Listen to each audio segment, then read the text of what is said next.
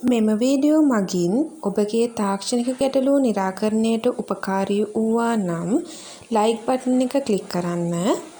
අපගේ නවතම තාක්ෂණික වීඩියෝ මගින් ඔබගේ තාක්ෂණික ගැටලු නිරාකරණයට සහ දැනුම වර්ධනයට පහළ ඇති සබ්ස්ක්‍රයිබ් බටන් එක සහ බෙල් ලකුණ ක්ලික් කරන්න.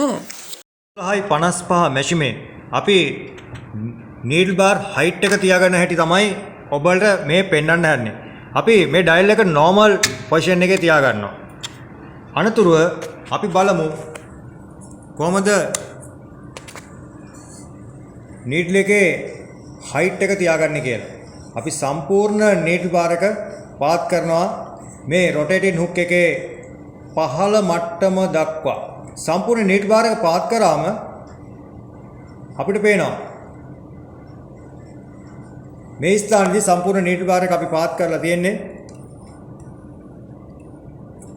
දැන් ඔබට දකින්න පුළුවන් මේ rotating hook එකේ තියෙන පහළ මට්ටම මෙන්න මේ පහළ මට්ටමට වඩා මිලිමීටරයක් යටින් මේ නීඩල් එකේ අවසානයේ මේ පොයින්ට් එක තියෙන්න ඕනේ. නීඩල් පොයින්ට් එක තියෙන්න ඕනේ මේ rotating hook එකේ අවසානයේට මිලිමීටරයක් යටින්.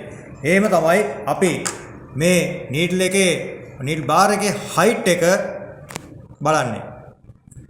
ඒක වෙනසක් තියෙනවා නම් අපිට පුළුවන් මෙන්න මේ ලින්ක් එකේ ඇනේ බුරුල් කරලා මේ නීඩල් බාර් එක ඉහළට හෝ පහළට අවශ්‍ය ප්‍රමාණයට අරගෙන මෙන්න මේ සීමාවේ ඒ තියෙන මිලිමීටරේ ප්‍රමාණය හරියටම තියාගන්න මෙන්න මේ ඇනේ පාවිච්චි කරලා මේක බුරුල් කරලා අපිට නීඩල් බාර් එක එහා මෙහා කරගන්න පුළුවන්.